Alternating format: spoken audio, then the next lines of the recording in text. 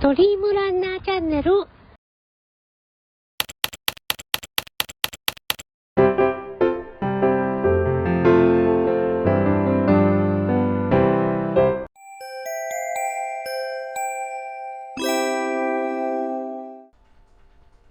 はい。皆様、こんにちは。いつもご視聴ありがとうございます。今日も、モビリティリゾートモテギホンダコレクションホールさんのご協力で、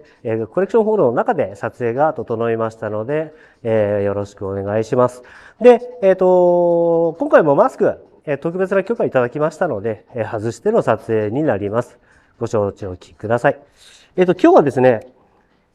前回RC125M、通称カマキリと言われたマシン、前で、撮影一回させていただいたんですけども、ご存知のようにこうね、見ていただいて後でわかると思うんですけども、2ストロークのオンパレードみたいなモトクロスターがいっぱいあります。なので、今回この RC シリーズ、こちらを設計されていたエンジン設計の渡辺さんにいろいろと、2ストロークとはこういうもんだっていう、触りの部分だけになっちゃうどうしても。で、ホンダさんの場合には川崎とかヤマハとかね、いろんなところがやった後に後発っていう形で入ってこられたので、そこら辺のいきさつも含めて、教えていただこうかなと思いますので、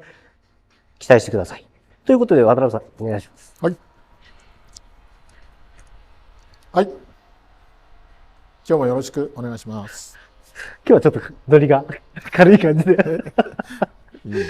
ですね、今日ここにありますのが 125M、RC125M。なんか同じようなね、型番がいっぱいありますもんね、125M っていうとね。で、その中で、先日のカマキリと言われてた、フロントが、なんていうんでしょうね、ダブル脂肪みたいな複雑なサスペンション。これ東福寺さんが乗ってたよっていうことをね、実はちょっと前にお聞きしたもんですから、東福寺さんにいろいろとお電話でお話伺ったんですけど、一時 125M って2気筒実はあった。そうですね。80年代。はい。あれって東福寺さん的にはちょっとトルクというか、パワーの出方が上の方になっちゃってて、モトクロスだとちょっと乗りづらかったんで、なんて話ちょろっと聞いたんですけど、あれ、開発されてた側から見て、2気筒でやろうという思惑って何だったんですか？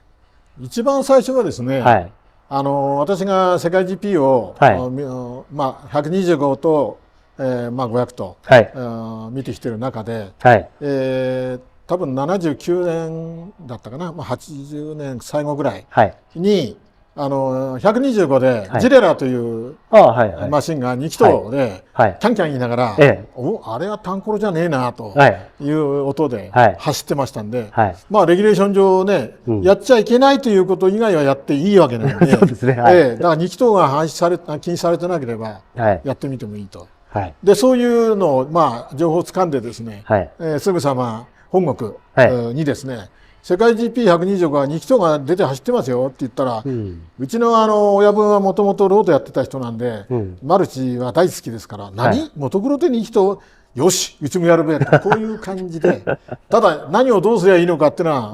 ね、ホンダ流に考えていかなきゃいけないという中で、モトクロの2気筒がどうあるべきやは、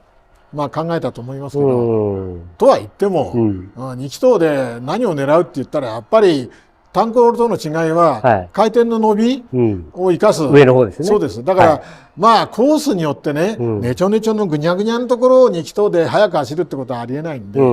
っぱりヨーロッパはね、そういう意味では、かなりハードなコース、スリッピーなコースもあるんですね。そういうところに行くと、逆にトルクがありすぎても、必要ないというか、うまく使えないと。で、スピードにある程度乗せたらうまく回転の伸びで勝負できるところ行くと、圧倒的に差が出るというコースもあるんで。直線の多いっていうんですか？そういうところなんかだと使えそうな感じしますよね。で、やっぱり伸びをね、勝負に使えるコースであれば、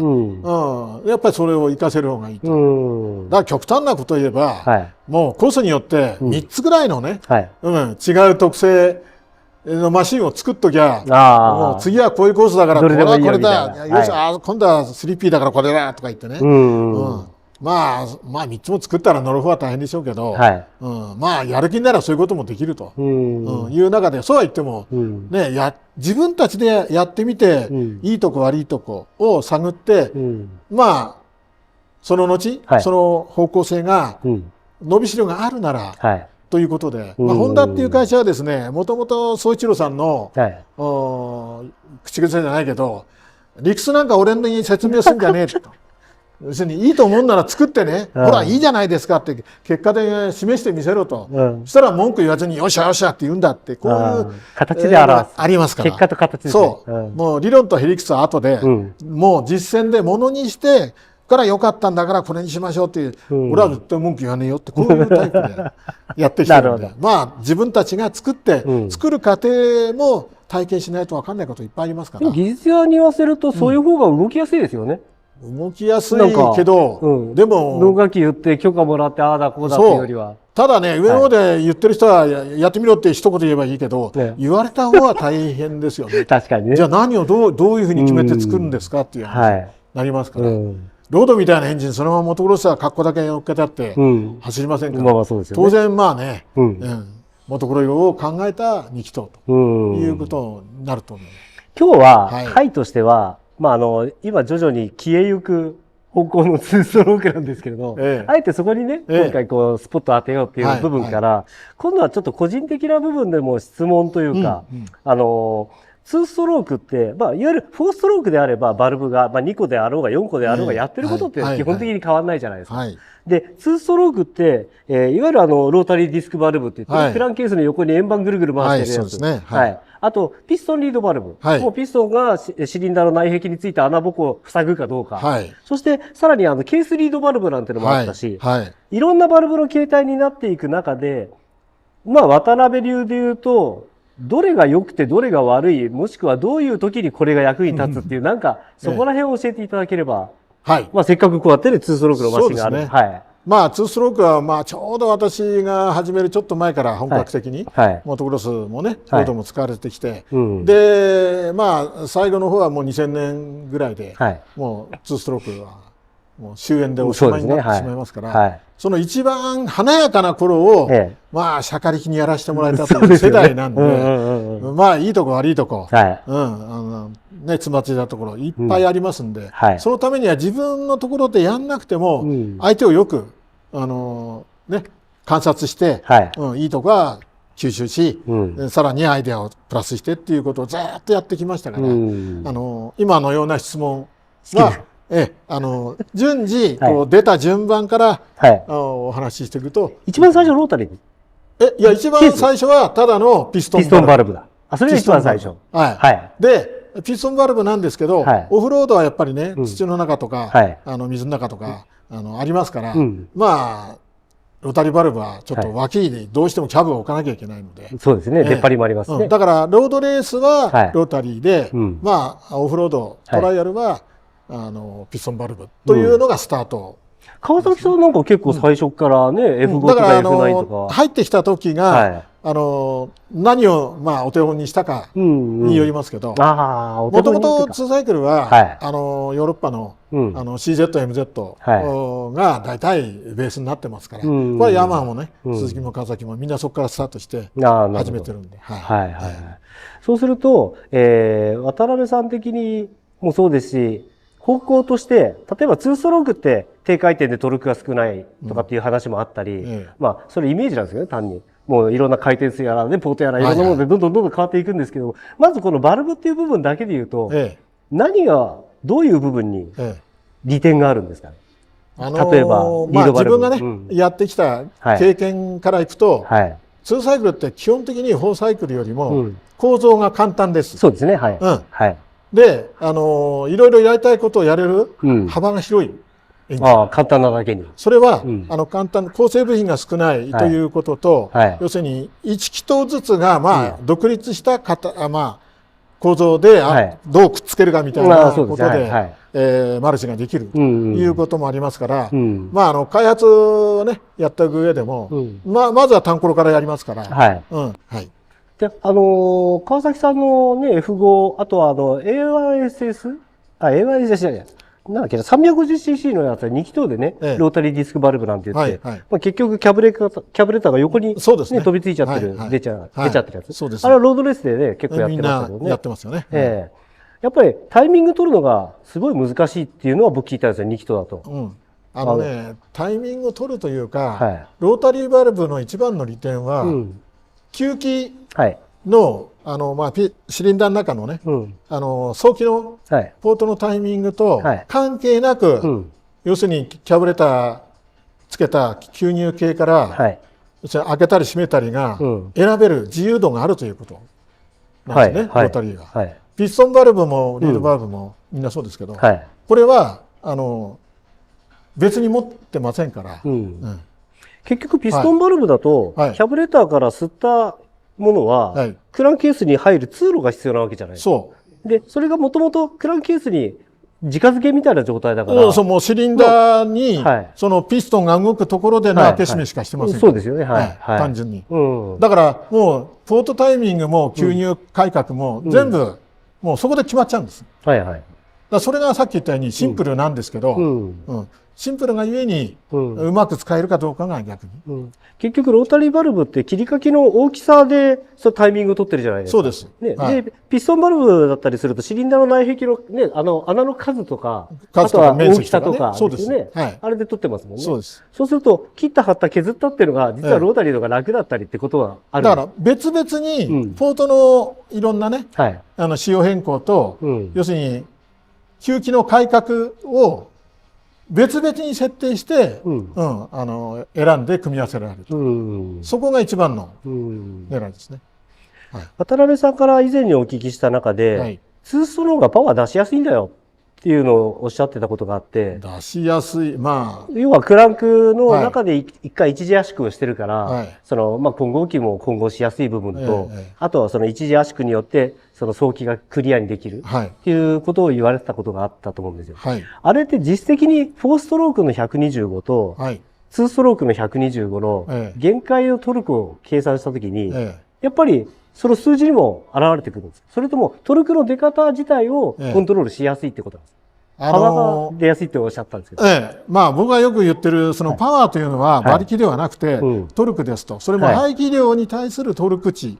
がこれが性能の一番わかりやすい指標。そうですね。排気量あたり、言ったように 100cc で1キロ。だから 1000cc あれば10キロというのが一つの、いいエンジンのトルクの指標になりますので。それで、先ほど言われた、4サイクルは、どう頑張っても、だから1リッターに全部指標で並べていくと、1リッター10キロから11キロもトルクが出れば、それ以上出てるエンジンはないんですよ。ターボ車とかね、押し込んでなければ。下級は別です。NA というね。自然吸気では、10キロから11キロが上限なんです。ところが、2サイクルの場合は、2段階で吸気をしてる。さっき言われた、僕が盛んに言ってるように、一時吸気の部分が、要するに加圧に効いてるというのは、その実績を上げた250のロングストロークやったときに、これは圧倒的に数値で出ますから。で、これが1リッターあたりで、やっぱり17キロとかなるんですね。要するに 1.5 から2倍近くトルクが出るんですよ。そんなに出るんですか？出るんですよ。それは同じ排気量で軽くてシンプルな構造で、トルクが2倍も出りゃ、それは同じマシンに乗っけりゃね、速く走りますよね。ということなんですね。そういった意味で考えると、今回これモトクロッサーでね、撮影してますけど、115とかね、116とかね、50cc のレーサーとかで、4ストロークで、2ストローク勢に勝とうって言ったら、相当大変だったっていうのは、これでもわかりますよね。ただね、やっぱり時代背景でいくと、エンジンだけではなくて、同時に、車体とかタイヤね、一番大きなタイヤですけど、それとか2サイクルは、信頼性ですよね。薄めのセッティングの方が性能馬力は出るけど、トルクが出るけど、焼き付きのリスクを大きいですね。ギリギリで超えるか超えないかのところのセッティングで走るかも。だんだんオイルもね、良くなり、で、2サイクルのそのトルクアップは何が肝なのかなっていうのをやっていくうちに勉強してですね、これは一時吸気の加圧を、目玉にするのが肝かなというのがだんだん分かってくるわけです。でもそうやって考えると、2ストロークっていいとこずくめ的なね、部分ってもあるんだけど、排ガス自体はね、結局生ガスが多く出たりとか、ネガの部分もちろんあるんですけど、レースっていう分野においては、やっぱり勝負が、行き先がね、要は勝つことですから、そうです。そういった意味ではいいですよね。だからホンダは、4ストロークでやる以上、今言った、さっき言ったように、トルクの頭は大体決まっちゃうから、あとは回転上げてもそのトルクが出るかどうかっていうことで、どんどんマルチで、ね、小さい排気量にしていったということ。渡辺さんがホンダの中でされてた中で、2ストロークで、まあ先ほどちょっと僕もかじったその情報しかないですけど、例えばポートの形状だったり、あとはその、まあ吸気も排気も含めてなんですけど、そういうポートって、2ストロークで改造をやったことのある人って、大抵ヤスリ一丁でポートいじるじゃないですか。あれを、どれぐらいの試作っていうんですか、削っちゃ作っちゃ壊しみたいな、どれぐらいやって、こう実践投入できる？いや、とんでもなくね、その、変更するね、幅に、があるわけではないんですよ。これは自分がやってきた経験から言うと、これ簡単だから皆さん覚えておいてもらうといいんだけど、2サイクルは上支点から下支点までで考えたときに、ちょうど真ん中、ね、真ん中でエキゾーストのポートが開き始める。ね、で、ずーっと開きっぱなしで下支点まで行ってまた戻ってくるんで、半分ですから、90度の時点で下まで来ますから、それが往復するんで180度の間空いてるわけです。エキゾースト。排気がそうですね。で、順番でいくと、排気のポートが開いた後30度ぐらいクランクが回ると、で、早期ポートが開くんです。これ大体ね、多少凸凹があるにしても、同じ。で、残りが60度になりますから、そこで行って帰ってくると、120度。これだけなんですよ。ツーストは。排気が180度。早期が120度。多少の凸凹あるんですけど、タイミング的に言うと。そんだけです。だから、まあ、何も知らなくても、今の2つだけ覚えておけば、もうポートタイミングは、あと面積をマークね。あとは適切な転荷があればということですね。圧縮と転荷ですよね。そうです。で、あとは、ね、先ほど言われた、そのチャンバーですね。チャンバーの使用で特性を低速、中速向き、高速向きっていうふうに、短く太くするか、長く細くするかという、その種類の中で特性をという。で、ちょっとここで実はですね、今見せていただいて、3番は次回なんですよ。ああ、そうか。はい。なので、まあ、前振りということで、まあ、次回の撮影自体も、今のようなこのペースのお話になるんですけど、チャンバー、ね、かっこいいですよね。それをね、次回ちょっと教えていただこうと思ってます。じゃあ、今日のまとめとしてはですね、エンジン性能をなんで、良しとするかどうかのポイントは、さっき言ったトルク値です。だからリッタートルクね、125だったら8倍すれば1リッターになります。250はね、4倍。500は2倍。簡単でしょ？そうですね。そうすると全部同じ換算で、その指標でトルクがどのぐらいいくかと。で、2サイクルは私が始めた時からもう 1.2、3倍コストのトルクが出てます。それをまあ20年ぐらいかけてやって、ついには、要するに下級ターボに匹敵する、20ぐらいまで出てくるんですよ。だから一番最後の MotoGP125 ツーストのアプリリアのチャンピオンマシンは、125cc で50馬力以上。すごいでしょ。すごいですよね。125ですからね。そう。で、ベロボにね、フォーストみたいにエンジン回してるわけじゃないですよ。13000回転で50馬力。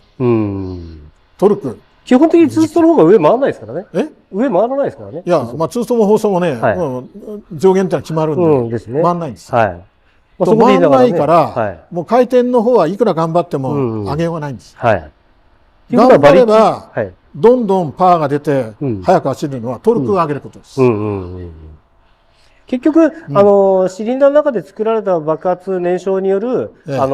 力っていうものが、それだけの馬力をもう生み出せるところまで進化したと。その後は、ね、いわゆるミッションやなんかで、いかにこう、速く走る、ね、または走りやすくする、そういう、付加的なものアレンジはね、いろいろできます。できますよね。絶対値は、トルクです。そうですね。はい。今日こんな感じの収録になりましたが、全然モトクロスターのね、前で撮ってるわけです。いや、全部に共通しています。そうですね。もうエンジンそのものの話ですね。2ストも4ストも2輪も4輪も、まあ、少なくともエンジン、ピストン、クランクのついたエンジンについては。基本中の基本ということですね。そうです。ですね。まあ、そういった意味では、本当は一番最初にやるべきだそう。トルクを指標にして、じゃあいろんなものを見ていくと、ね、どんだけ優れてるかっていうのが分かると思います。はい。じゃあ今日まず、こんな感じで一回締めさせていただきたいと思います。トルクを大事に。では皆様、今日はこれで失礼いたします。